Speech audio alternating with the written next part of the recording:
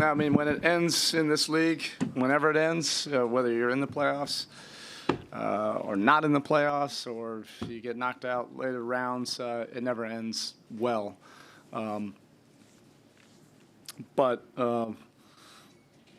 it doesn't take away from the experiences we had for 6 months with this team. I would like to start by just congratulating Philly, Brett Brown and his staff and the players. They played very good basketball, and they clearly deserve to move on. But they've done it the right way. They've built it very steady, and haven't skipped any steps. And you're seeing the benefits of gradual, incremental work behind the scenes. It's a very good team, and it's always tough to lose, but they played extremely well.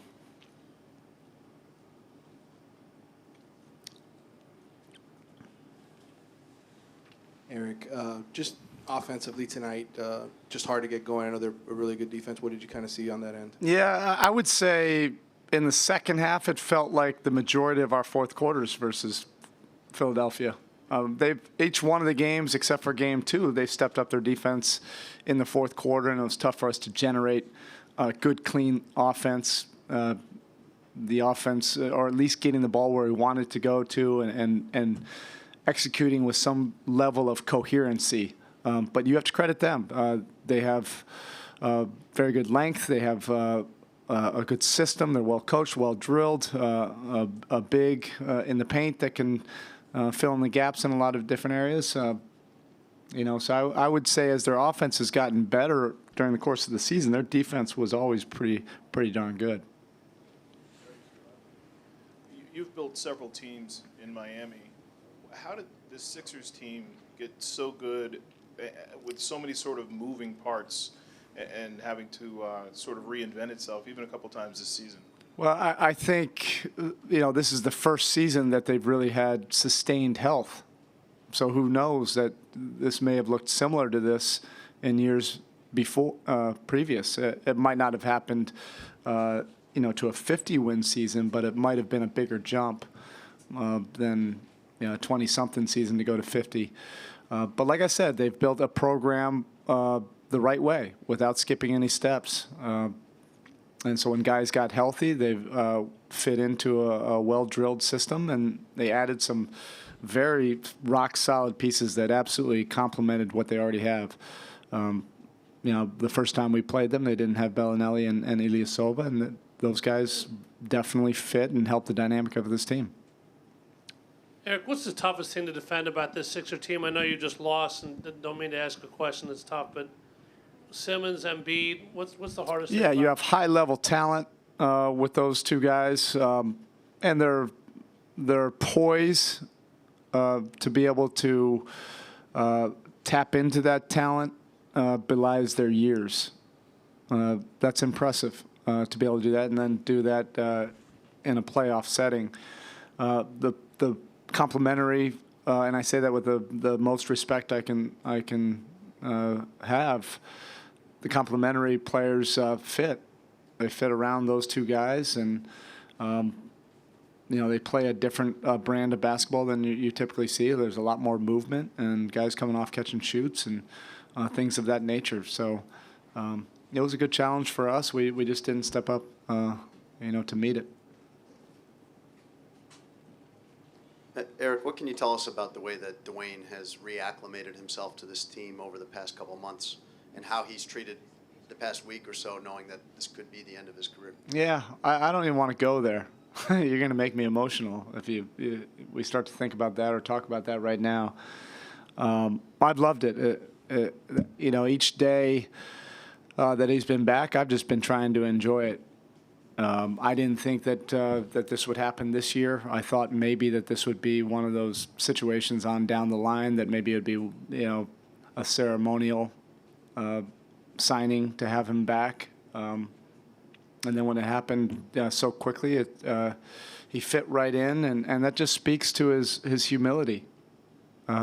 He said it in one of our first team meetings that He was grateful for all the guys to open up their arms to welcome him back to this team. And the guys were saying, hey, this is your franchise. But he has that kind of awareness and humility. He didn't want to step in and step on somebody else's role. He just wanted to fit in and be one of the guys. And to do what he did as a Hall of Famer. And look, I've coached him as a leading scorer in the league, as a champion in this league where he had to take a secondary role to the best player in the league. And I've coached him now in this role, which I don't think either one of us ever would have imagined that Dwyane Wade would be coming off the bench. But he's handled all of these roles with incredible class and dignity. And he could play this role forever. I don't know if he will choose to do that, but it also, again, speaks to his character and his humility. That he would be willing to take on a role like this. He knew what the deal was. We were already kind of set with our rotation. That was one of the first things he said. Hey, I don't want to disrupt anything. I'll come off the bench. I'll play with the second unit, and we'll make this work. Don't worry about me. And that's awesome. There's probably not a lot of Hall of Fame players at his age or he still has, that ability to have those moments that would be willing to do that. Erik, a couple of things in tonight's game. Number one is just how tough it is to win when you're not getting much offense out of 60% of your starters. And number two, they're such a great rebounding team. Just talk about those difficulties throughout the entire playoffs. Yeah, look, they're a good rebounding team regardless, whether you have size or not. As the series started to move, we started to make adjustments and at times put some of our perimeter players like Jay Rich, Dwyane on their forwards, Ilyasova and Sarge. And at times they really took advantage of that. Not in the post or not in your typical fashion. It was more on the glass or just wearing on you body to body. But they do a tremendous job on the offensive glass and part of, on the other side of the floor, defending what makes them, a very good defensive team is they're able to finish possessions, finish them with rebounds. Dwyane, sorry, Erik, one more. Hassan only ended up playing 10 minutes tonight. I know he had a tough series. Any regrets with the way things kind of worked out with him, or what do you think ultimately led to him not? No, I just, I look back on this season and he had a lot of great moments.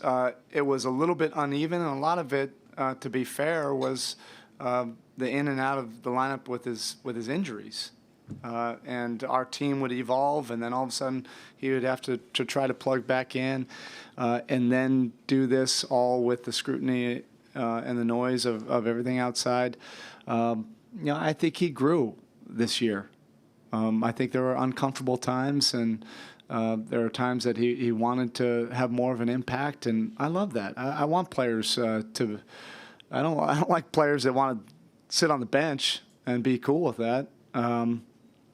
But he learned how to manage things and handle things better, with more professionalism and class, and I think that'll serve him well going forward.